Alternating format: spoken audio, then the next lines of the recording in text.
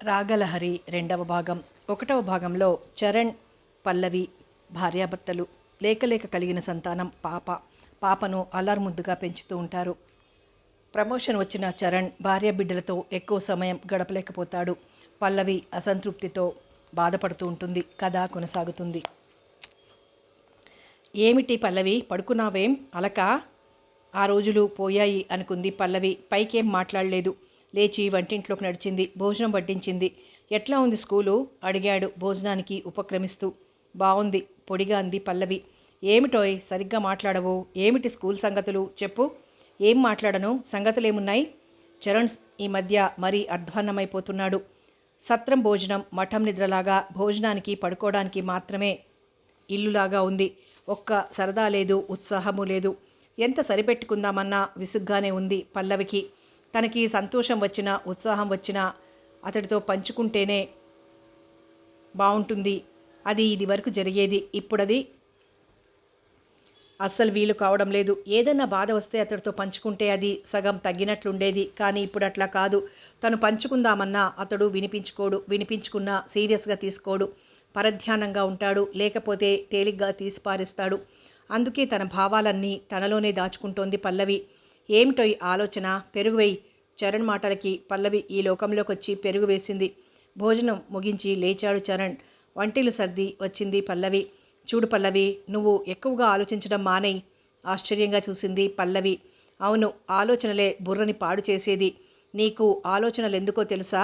నీకొక వ్యాపకం అంటూ లేకపోవటం వల్ల. నేనో మాట చెప్పనా? నువ్వేమీ అనుకోనంటే నువ్వు బీఈడీలో చేరు. బీఈడీ పూర్తి చేసి టీచర్గా ఏ స్కూల్లోనన్నా చేరవచ్చు. లేదా ఎంఏకి ప్రైవేట్గానన్నా కట్టు. ఏదన్నా చదువో ఉద్యోగమో ఉంటే నీకు మనసుకి హాయిగా ఉంటుంది. లేకపోతే నువ్విట్లా ఏదో ఆలోచిస్తూ పరధ్యానంగా విచారంగా ఉండడం ఎందుకు చెప్పు? నీకేం తక్కువైంది? మంచి ఇల్లు, నౌకర్లు, చాకర్లు, పండు లాంటి పిల్ల, నిన్ను ప్రాణంగా చూసుకునే భర్త, ఇవన్నీ ఎందరికుంటాయి? నువ్వే చెప్పు. నువ్వెంతో హాయిగా ఆనందంగా ఉండొచ్చు కూడా.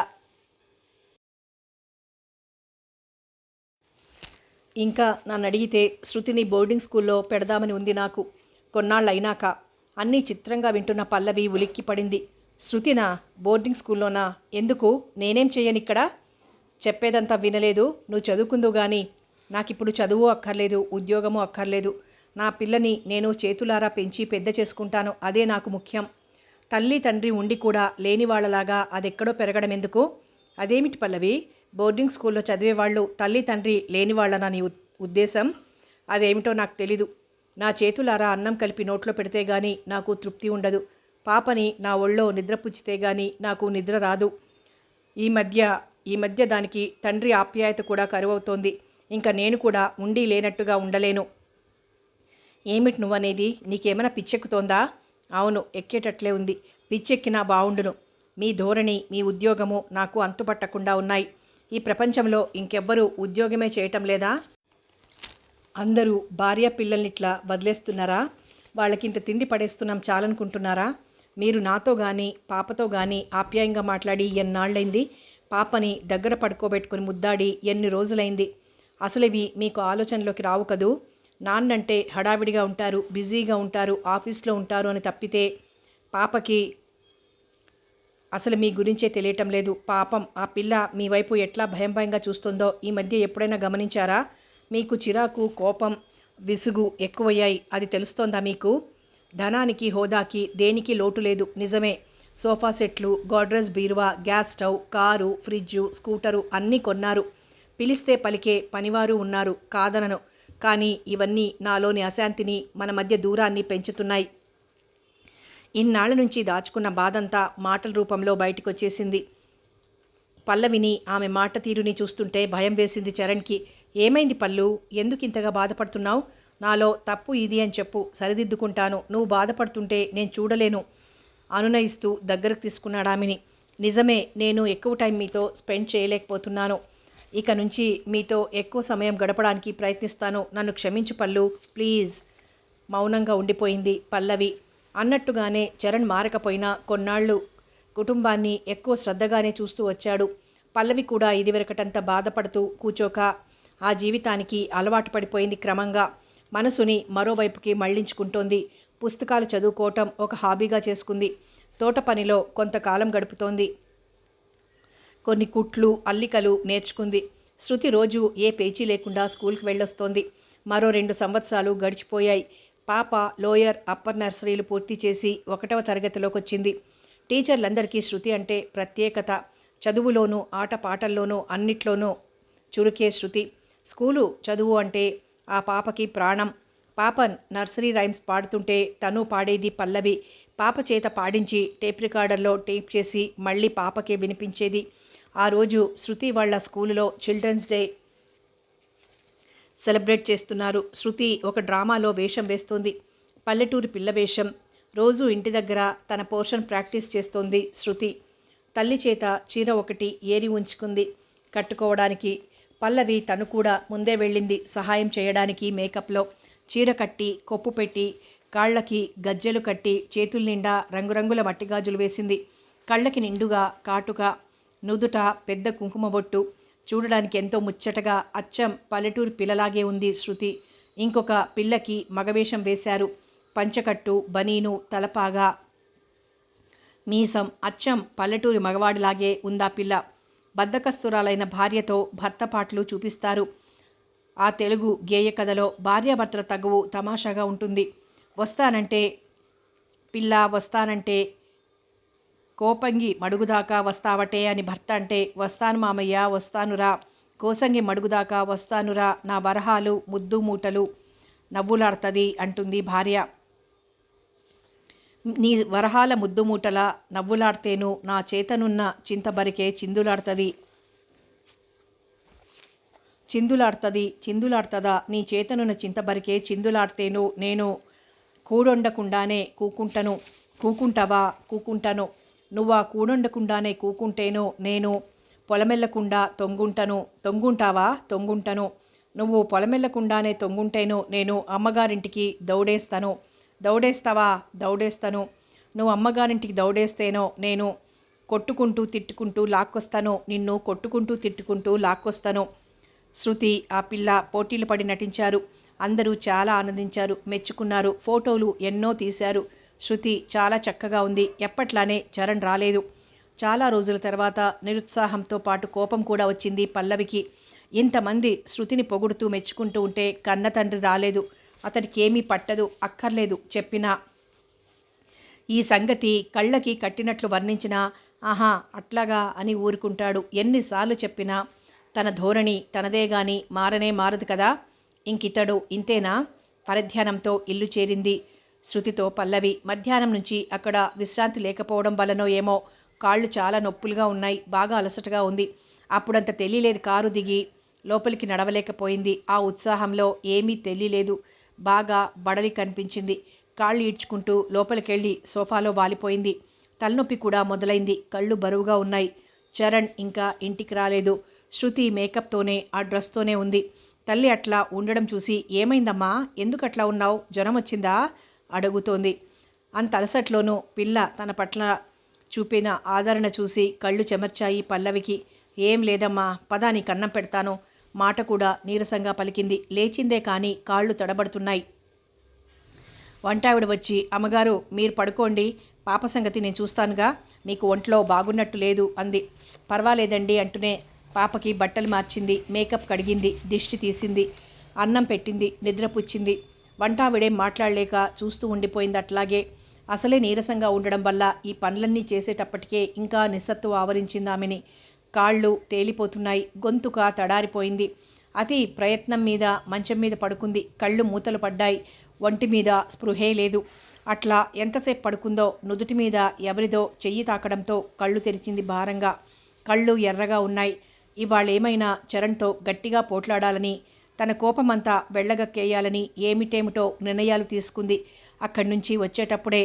కానీ తీరా చరణ్ వచ్చేటప్పటికి కళ్ళు తెరిచి చూడను కూడా చూడలేకపోతోంది. పల్లు మెల్లిగా పిలిచాడు చరణ్. భారంగా పలికింది గొంతు. అతి ప్రయత్నం మీద తెరిచిన కళ్ళు మళ్ళీ మూసుకున్నాయి. ఆ మూసుకున్న కళ్ళు 3 రోజుల దాకా తెరవలేకపోయింది పల్లవి. విపరీతంగా జ్వరం వచ్చేసింది. ఆ 3 రోజులు ఏమిటేమిటో కలవరించింది. చరణ్ని అనాలనుకున్న మాటలు, తన కోపము అన్నీ జ్వరంలోనే, కలవరింతలలోనే బహిర్గతమైపోయాయి. చరణ్ భయపడిపోయాడు. కాలు కాలిన పిల్లిలాగా తిరిగాడు. ఏ క్షణంలోనైనా పల్లవి కళ్ళు తెరుస్తుందేమో అని ఆశగా ఎదురు చూస్తూనే ఉన్నాడు. మంచి డాక్టర్కి చూపించాడు తీసుకొచ్చి. ఆయన మందులిస్తూనే ఉన్నాడు. చరణ్ ఆఫీసు అర్జెంట్ పనులు ఏమైపోయాయో వాటి గురించి ఆలోచించలేదసలు. రాత్రింపగళ్ళు పల్లవి పక్కన కూర్చున్నాడు. తిండి నీళ్లు కూడా సరిగ్గా తీసుకోలేదు. శృతి బిక్కమొహంతో చూస్తూ కూర్చుంది. పడుకుని ఉన్న తల్లికేసి దీనంగా ఉన్న తండ్రికేసి చూస్తూ. చరణ్ శృతిని ఒళ్ళో కూర్చోబెట్టుకొని, లేదమ్మా దిగులు పడకు, అమ్మకి తగ్గిపోతుందిగా అని చెప్తూ ఉన్నాడు. అప్పుడప్పుడు తండ్రి ఏది చెప్తే అది చేస్తూ తలుపుతూ ఉంది పాప. 3 రోజుల తర్వాత కళ్ళు తెరిచింది పల్లవి. చాలా సంతోషించాడు చరణ్. ఆనందంతో దాదాపు ఏడ్చేశాడు. వీక్గా ఉండడం వల్ల, ఆహారం తీసుకోవడానికి స్పృహ సరిగ్గా లేకపోవడం వల్ల గ్లూకోజ్ వాటర్ కూడా ఎక్కించాల్సి వచ్చింది పల్లవికి.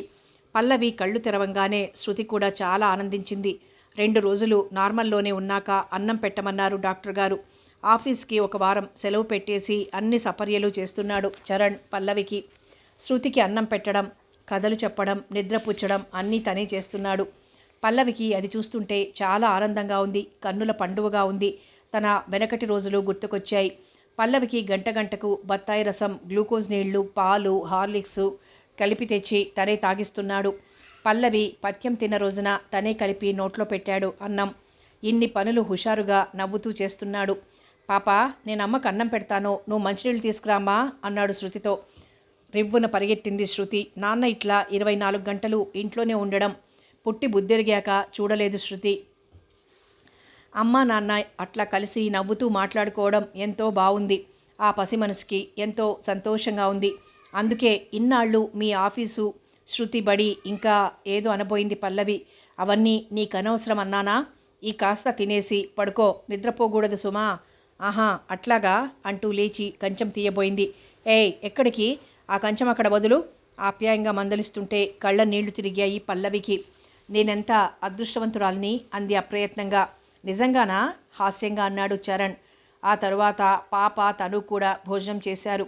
మంచం మీద నుంచి లేచి కుర్చీలో కూర్చుంటూ అంది పల్లవి. ఏమండి, ఎప్పుడు నాకు ఇట్లాగే జ్వరం వస్తే ఎంత బాగుంటుంది. మీ చేత సేవలు చేయించుకోవడంలో ఎంత హాయి ఉంది. పల్లు ప్లీజ్ ఆ మాట అనొద్దు. ఈ 3 రోజులు నేనెంత తల్లడిల్లిపోయానో నీకు తెలుసా? ఆ భగవంతుడు దయామయుడు. మీరెప్పుడు నా దగ్గర ఉంటే నాకు ఇంకేం అక్కర్లేదు. డబ్బు, ధనరాశులు, ఉద్యోగము, హోదా, దర్పం, ఆడంబరాలు ఇవన్నీ మన మధ్య దూరాన్ని సృష్టిస్తాయి. ఇవేవి మనకొద్దండి. ఆ మాత్రం మాట్లాడేటప్పటికీ అలసటొచ్చింది పల్లవికి. వద్దులే పల్లు, ఏవీ వద్దు. నువ్వు విశ్రాంతి తీసుకో, ఎక్కువ మాట్లాడొద్దు.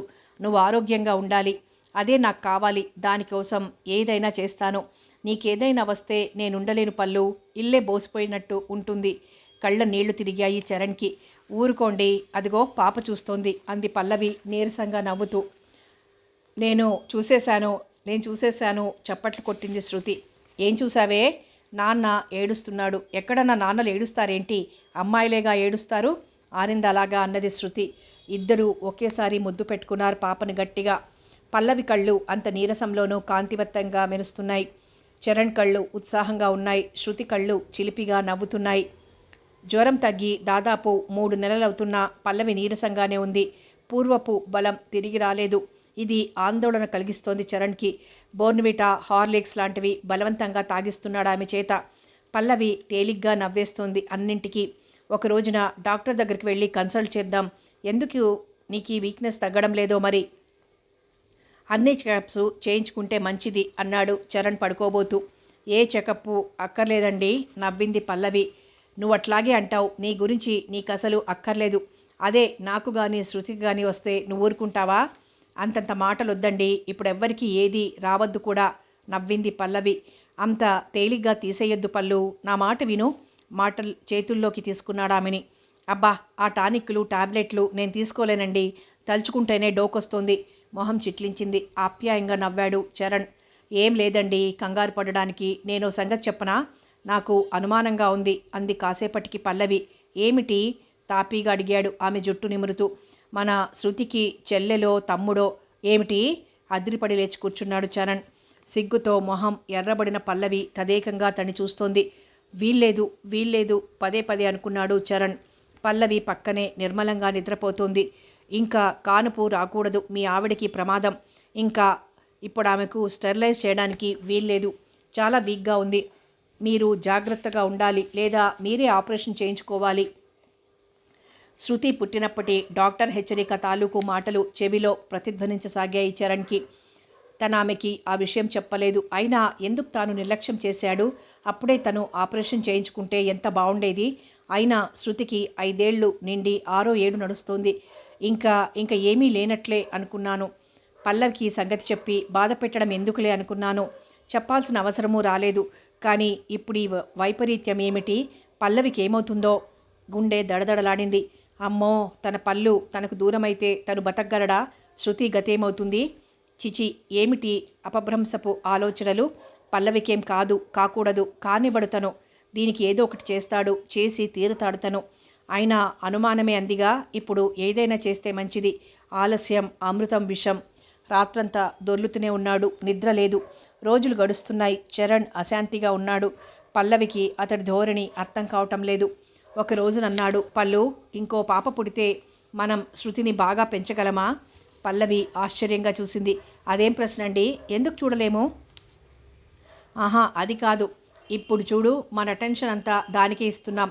ఇంకోళ్ళు పుడితే కొంత దానికి ఇచ్చే అటెన్షన్ తగ్గుతుంది, అవునా కాదా? అన్ని విషయాల్లోనూ ఇప్పుడున్నట్లుగా ఉండలేం.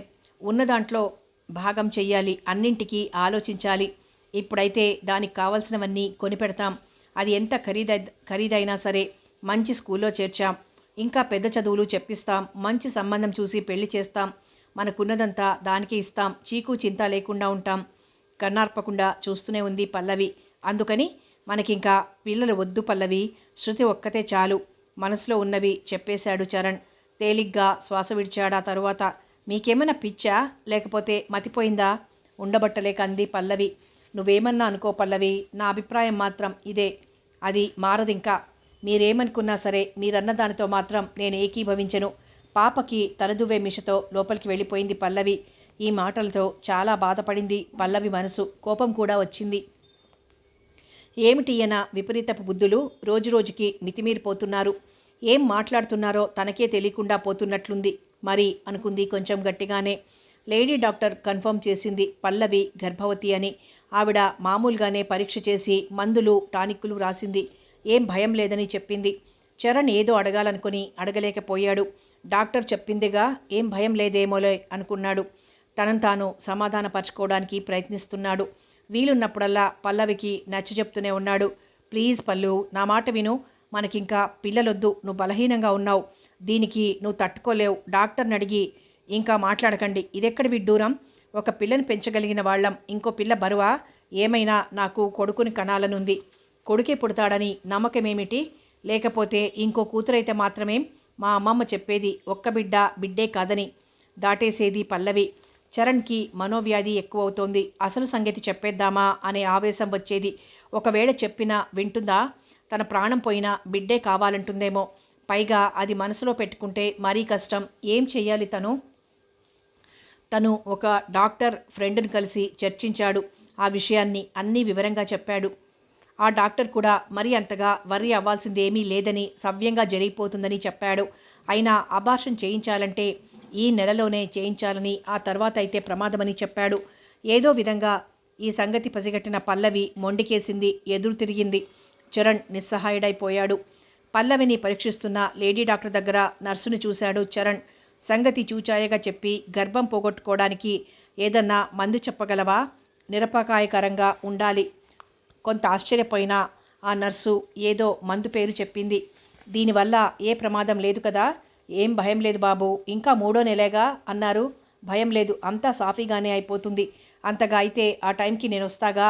ఈ చేతులతో ఎన్ని పురుళ్ళు పోసానో, ఎన్ని ఇట్లాంటివి చేశానో. మీకేం కంగారు అవసరం లేదు. అనవసరంగా బాధపడకండి అంది ఆ నర్సు అతడిచ్చిన 100 నోట్ అందుకుంటూ. ఆ మందేదో కొనుక్కొచ్చాడు చరణ్. అతడి ధోరణికి విసిగిన పల్లవి ఏ మందులు మాత్రలు వేసుకోవడం మానేసింది. ఈసారి వేసుకోనని మొరాయించింది. నీళ్లలో కలిపిస్తాను అన్నాడు చరణ్. ఏమనుకుందో ఏమిటో. అక్కర్లేదు, ఇటివ్వండి అని తీసుకుంది. అతడు నీళ్లు తేవడానికి వెళ్ళగానే కిటికీలోంచి బయటకు విసిరేసింది. అన్ని ప్రయత్నాలు వ్యర్థమై గర్భం నిలిచింది పల్లవికి. నెలలు గడుస్తున్న కొద్దీ చరణ్ బాధ ఎక్కువై మనశ్శాంతి లేకుండా పోయింది. ఆఫీస్ పని కూడా శ్రద్ధగా చెయ్యలేకపోతున్నాడు. పల్లవి మాత్రం నిశ్చింతగా ఉంది. చలాకీగా పనులన్నీ చేసుకుపోతోంది. కానీ చరణ్ పద్ధతే ఆమెకు అర్థం కాకుండా పోతోంది. సరిగ్గా మాట్లాడడు, ముభావంగా ఉంటాడు, ఏదో పరధ్యానంగా ఉంటాడు. ఎన్నో విధాలుగా అనునయించి చెప్పింది, ఉత్సాహపరిచింది, నవ్వించింది. అయినా అతడి ధోరణి అతడిదే. తన ఉత్సాహాన్ని పంచుకోవడానికి శృతి దొరికింది పల్లవికి. తీరుకున్నప్పుడల్లా శృతితో మాట్లాడుతూ కబుర్లు చెప్తూ కూర్చొనేది పల్లవి. శృతి చిన్నప్పటి బట్టలన్నీ చక్కగా మడతపెట్టి ఒక చోట పెట్టింది పల్లవి. ఉయ్యాల మంచాన్ని సరిచేయించింది. ఎందుకమ్మా ఇవన్నీ అడిగింది శృతి. మనింటికో చిన్న పాప వస్తుంది అందుకని అంది పల్లవి. ఎప్పుడొస్తుంది అని అడిగింది శృతి. కొన్నాళ్ళు అయ్యాక. అప్పుడు నువ్వేం చేస్తావు? ఎత్తుకుంటాను, ఆడుకుంటాను. అమ్మా నాకెంతో ఇష్టమమ్మా పాపలంటే. తొందరగా రమ్మనమ్మా నవ్వేది శృతి మాటలకి పల్లవి. శృతి, సంగీత. ఏ పేరు బాగుందమ్మా శృతి? ఎందుకు? పాప కోసమా? కృతి బాగుందమ్మా. నేను శృతి కదా, పాపకి కృతి అని ఉంటే చక్కగా ఉంటుంది. శృతి, కృతి, పల్లవి, చరణ్ తమ పేర్లన్నీ కలిశాయి. తమ జీవితమే ఒక చక్కటి రాగం, మధుర సంగీతం అనుకునేది పల్లవి తనలోనే తనే. కానీ ఈయనేమిటి మరి ఇట్లా తయారవుతున్నారు? రోజుకు 4 సార్లన్నా ఈ విధంగా అనుకునేది పల్లవి. నెలలు నిండుతున్నాయి పల్లవికి. గుండె దడదడలాడుతోంది చరణ్కి. ఇంకెన్నాళ్ళు పల్లవితో తన జీవితం? తలుచుకున్నప్పుడల్లా గుండె బరువెక్కుతోంది. పీడకలలు రాసాగాయి పల్లవిని చూసే సమయంలో. ఆ ఆలోచనే వెంటాడేది చరణ్ని. తన కన్నం పెడుతుంటే ఇంకొన్నాళ్లకి పల్లవి తన కన్నం పెట్టడానికి ఉంటుందా అనిపించేది. పాపని ముద్దాడుతుంటే ఇంకా శృతి తల్లిలేని పిల్లవుతుందేమో. తల్లిలేని పిల్ల అదే గుర్తొచ్చేది. దువ్వని జుట్టు, మాసిన గౌను, చిక్కి శల్యమైన శరీరము, దీనంగా చూస్తున్న కళ్ళు. శృతిని ఆ విధంగా ఊహిస్తుంటే భయం వేసేది చరణ్కి. భరించలేకపోతున్నాడు. కానీ ఇది జరగబోయే నిజం. అవును, పాపను అందుకు ముందే సిద్ధం చేస్తే. చిచి, ఏం ఆలోచనలు! పల్లవి లేకుండా తను బతకగలడా? ఏం కాదు, పల్లవికి ఏం కాదు. అంత చలాకీగా ఉత్సాహంగా ఉన్న పల్లవికి ఏమవుతుంది? శృతిని కడుపుతో ఉన్నప్పుడు ఎంత నీరసంగా ఎట్లా ఉండేది? పొరిట్లో ఎంత కష్టమైంది. అయినా బతకలేదు. ఈసారి ఎంతో ఆరోగ్యంగా ఉంది. ఏ కంప్లైంట్లు లేవు. తప్పకుండా బతుకుతుంది. ఇంకా తన సంగతి ఆలోచించకూడదు. భగవంతుడిదే భారం అంతా. శివుడు ఆజ్ఞ లేనిదే చీమైనా కుట్టదు అనుకున్నాడు పదే పదే. పల్లవికి నొప్పులొస్తున్నాయి. ఒక వారం ముందే స్పెషల్ నర్సింగ్ హోంలో చేర్పించాడు పల్లవిని చరణ్. అతని హంగామా చూసి నవ్వింది పల్లవి. డాక్టర్లు పరీక్ష చేసి అంతా సవ్యంగానే ఉందన్నారు. శృతి స్కూల్ టైంలో తప్ప మిగతా సమయమంతా హాస్పిటల్లోనే గడుపుతోంది. అక్కడి నర్సులు శృతిని తెగ ముద్దు చేస్తూ కబుర్లాడేవారు. నీకు తమ్ముడు పుడతాడమ్మా అంటే, ఛీ నాకు తమ్ముడొద్దు, చెల్లెలే కావాలి అనేది శృతి. హాస్పిటల్ అంతా తిరిగి పుట్టిన పిల్లల్ని చూసొచ్చి తల్లికి వర్ణించి చెప్పేది. అమ్మా ఇంకా ఎన్నాళ్ళు ఉండాలమ్మా ఇక్కడ అడిగేది శృతి పల్లవిని. నర్సులు జవాబు చెప్పేవాళ్ళు. తమ్ముడు పుట్టేదాకా. తమ్ముడు కాదు, చెల్లెలు. సరే, చెల్లెలు పుట్టేదాకా నవ్వేవాళ్ళు. ఇంకా ఎప్పుడు పుడుతుంది? దేవుడు ఇవ్వద్దు, ఎప్పుడిస్తాడు? అడుగు దేవుణ్ణి తొందరగా ఇమ్మని. వాళ్ల మాటలకి ఒక్క పరుగున దేవుడి బొమ్మ దగ్గరికి వెళ్ళి నమస్కారం చేసొచ్చేది శృతి. ఏమని దండం పెట్టుకున్నావు? చెల్లెల్ని తొందరగా ఇమ్మని. మీ చెల్లెలు పేరేమిటో తెలుసా?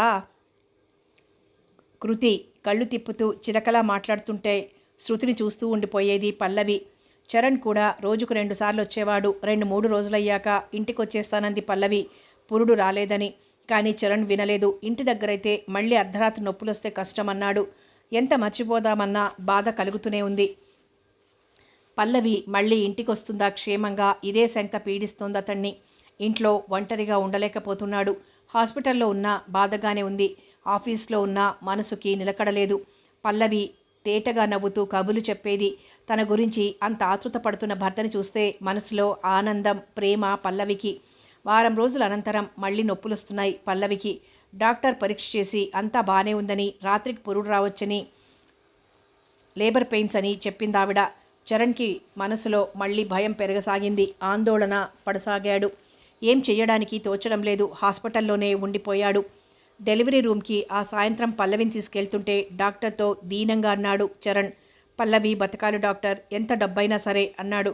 Don't worry mister Charan, she will be all right. మృదువుగా నవ్వింది డాక్టర్.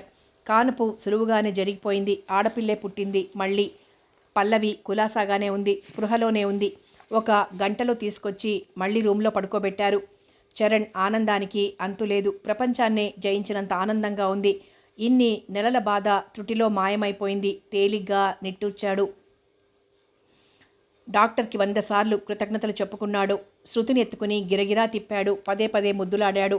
కళ్ళల్లోకి నీళ్లొస్తున్నాయి ఆనందంతో. అందరూ చూస్తుండగానే పల్లవి తలని హృదయానికి హత్తుకున్నాడు. పాపని ఆప్యాయంగా నిమిరాడు. ఇక నాకేం భయం లేదు. ఎన్ని కష్టాలైనా ఎదుర్కోగలను. ఏం పర్వాలేదు. భగవంతుడు నా మొర ఆలకించాడు. ఇన్నాళ్ళు నేను మౌనంగా అనుభవించిన బాధకి ఇప్పుడు విముక్తి లభించింది. ఇంకా నీకే బాధ రాదు పల్లు. నేను ఈ వారంలోనే ఆపరేషన్ చేయించుకుంటాను. ఇంకా నిన్నే విధంగానూ బాధ పెట్టను. నన్ను క్షమించు పల్లు. ఇన్నాళ్ళ నా ప్రవర్తనకి నేనే సిగ్గుపడుతున్నాను. ఇట్లా ఏమిటేమిటో గొడుక్కుంటున్న భర్తని ఆశ్చర్యంగా చూసింది పల్లవి. ఆ తరువాత శృతిని, పక్కన పడుకున్న పిల్లని తృప్తిగా చూసుకుంది.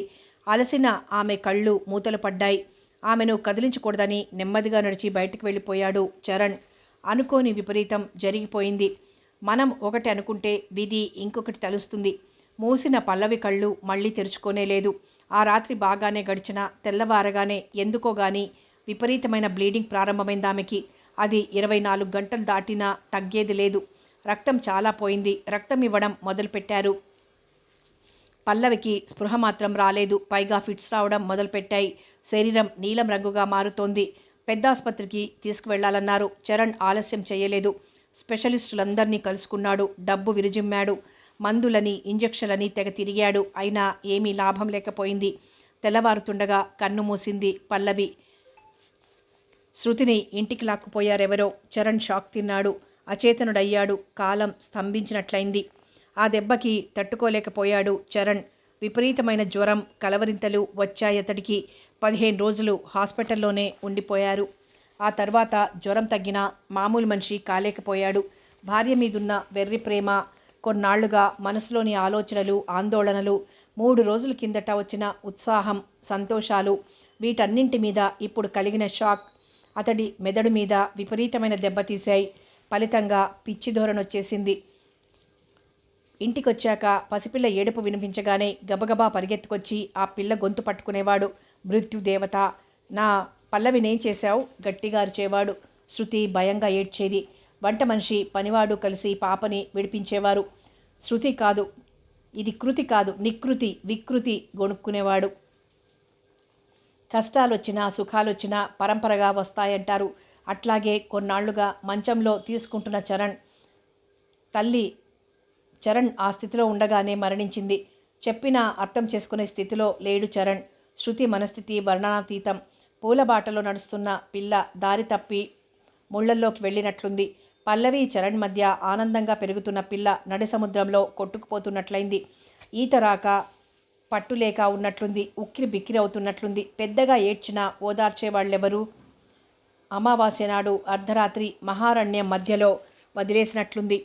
ఎడారిలో మండుటెండలో మధ్యాహ్నం పూట నిలబడ్డట్లుంది.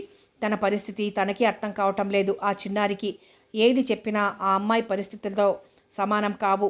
శృతిని ఆ విధంగా చూస్తుంటే వంట మనిషి రాజమ్మ ప్రాణం విలవిలలాడింది. కడుపు తరుక్కుపోతోంది. గుండె చెరువవుతోంది.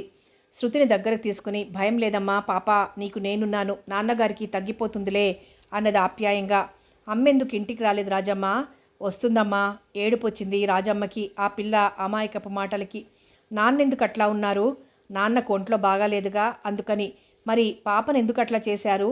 ఏం భయం లేదమ్మా, పాపని నాన్నగారు ఏం చెయ్యరు. ఊరికే కోపంతో అట్లా చేశారంతే. ఎందుకు కోపం?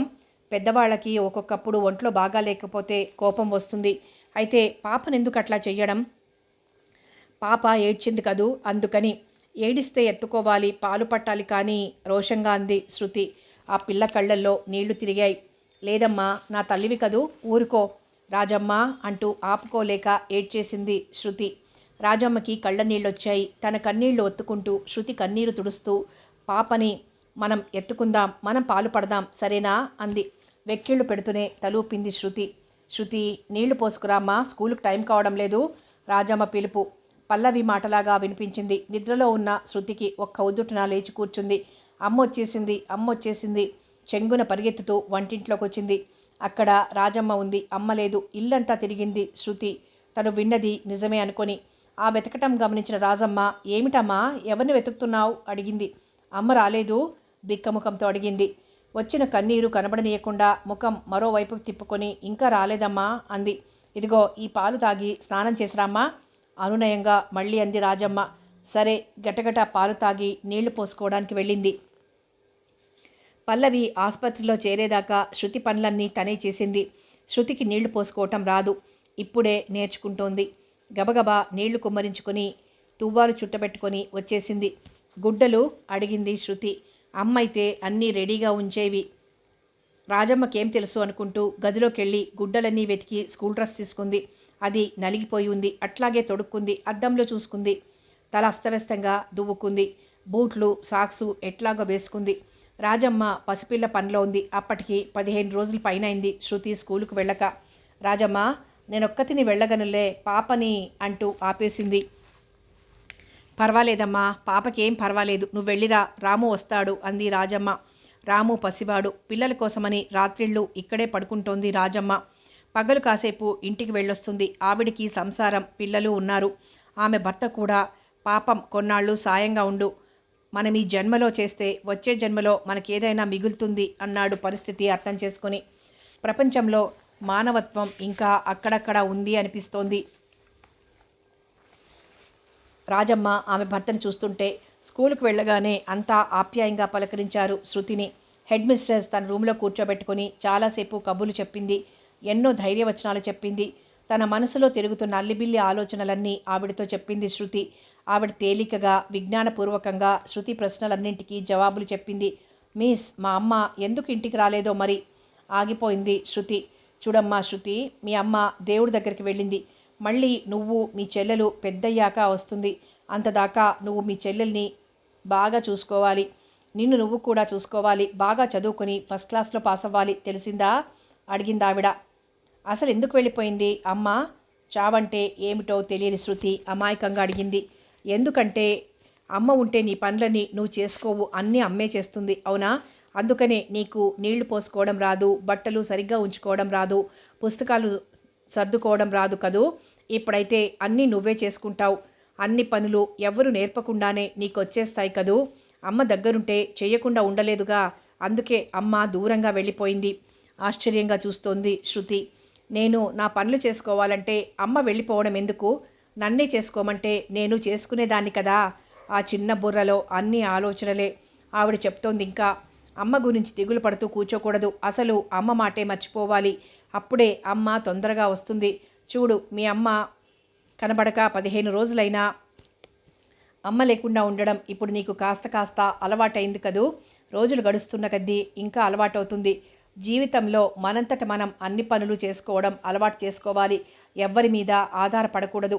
ఆవిడ చెప్పే మాటలన్నీ అర్థం కాకపోయినా వింటూ కూర్చుంది శృతి. నీకిప్పుడు 6 ఏళ్ళు కదూ. నీకు 6 ఏళ్ళు వచ్చేదాకా అమ్మ నీ దగ్గరుంది. మరి మీ చెల్లెలి సంగతో? పాపం పుట్టిగానే వెళ్ళిపోయింది. మరి ఆ పాపకి పనులన్నీ ఎవరు చేస్తారు? మీ నాన్నగారికి ఒంట్లో బాగోలేదు కదా. అందుకని నువ్వు అమ్మ కోసం ఏడవకుండా నీ పనులన్నీ చేసుకుంటూ చెల్లాయిని కూడా చూసుకోవాలి, సరేనా? ఎప్పుడు నవ్వుతూ ఉండాలి. ఏది ఇప్పుడు నవ్వు? నవ్వింది శృతి. ఆ పాప నవ్వు చూస్తే హెడ్ మిస్ట్రెస్కి కళ్ళల్లో నీళ్ళొచ్చాయి. అట్లా ఉండాలి, కన్నీళ్లు దాచుకుంటూ శృతిని తట్టిందావిడ. దారిలో నడుస్తున్నప్పుడు ఎదురు దెబ్బ తగిలిందనుకో, అయ్యో తగిలిందే అని విచారిస్తూ కూర్చుంటే బాధ పోతుందా? త్వరగా లేచి కాలు కడుక్కొని మందు రాసుకొని కట్టుకోవాలి.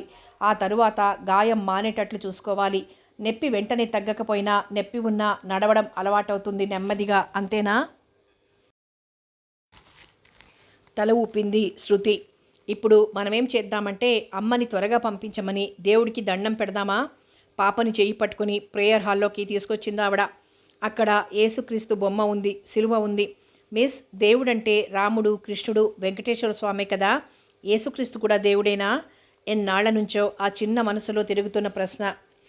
దేవుడు ఒక్కడేనమ్మా. మనం ఏ పేరుతో పిలిస్తే ఆ పేరుతో పలుకుతాడు. ఏ రూపంతో పూజిస్తే ఆ రూపంలో కనబడతాడు, అంతే తల్లి.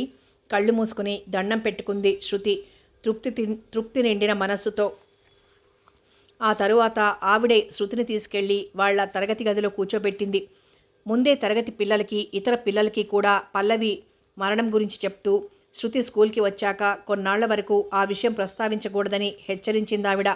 శృతి స్కూల్లో చేరినప్పటి నుండి శృతి అంటే ఆవిడకెందుకో ప్రత్యేక అభిమానం ఏర్పడింది. ఇప్పుడు ఆ అభిమానం ఇంకా ఎక్కువైంది ఆవిడికి. దానికి తగ్గట్టు శృతి కూడా చురుకైన పిల్ల, చెప్పిన మాట వింటుంది. శృతిని వాళ్ళ క్లాస్లో దించొచ్చాక మౌనంగా చాలాసేపు కన్నీరు కార్చిందావిడ. భగవంతుడా, అభము శుభము తెలియని ఆ పసికందులకు ఇంత చిన్న వయసులోనే తల్లి లేని బాధ అనుకుంది. 3వ భాగంలో మళ్ళీ కలుసుకుందాం.